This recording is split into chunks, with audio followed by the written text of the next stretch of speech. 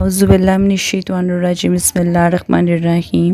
ایک مرتبہ مولا علی جنگ نہروان کے لیے اپنے گھوڑے پر سوار ہو رہے تھے کہ ایک نجومی مولا علی کے پاس آیا اور کہتا کہ اے علی، یہ جنگ آپ مت لڑیں کیونکہ اس کا ستارہ گردش میں ہے، آپ یہ جنگ بری طرح ہار جائیں گے۔ مولا علی نے اس کی بات سن کر گھوڑے سے نیچے آ جاتے ہیں اور اس نجومی کو کہتے ہیں تم ستاروں کے حال جانتے ہو؟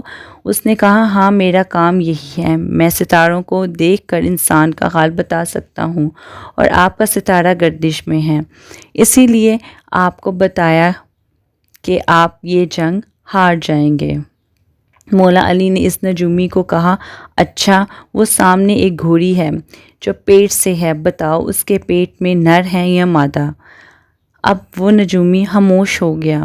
مولا علی نے کہا تم تو کہہ رہے تھے کہ تم ستاروں کے حال جانتے ہو، یہ تو تمہاری نظروں کے سامنے ہے، تم تو اس کا حال بھی نہیں جانتے۔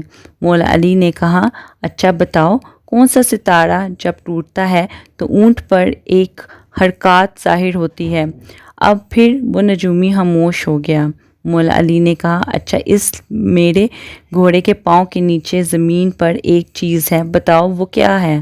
نجومی خاموش ہو گیا۔ مولا علی نے کہا تم آسمان کے تو کیا زمین پر تمہاری نظروں کے جو سامنے ہے وہ بھی نہیں جانتے؟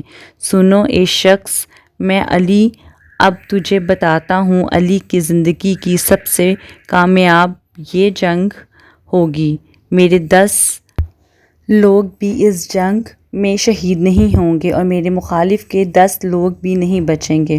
اور پھر تاریخ میں لکھا ہے کہ جنگ نہروان میں مولا علی کا کوئی ساتھی بھی شہید نہیں ہوا تھا اور مولا علی کے مخالف کے صرف 9 آدمی بچے تھے۔ جزاک اللہ۔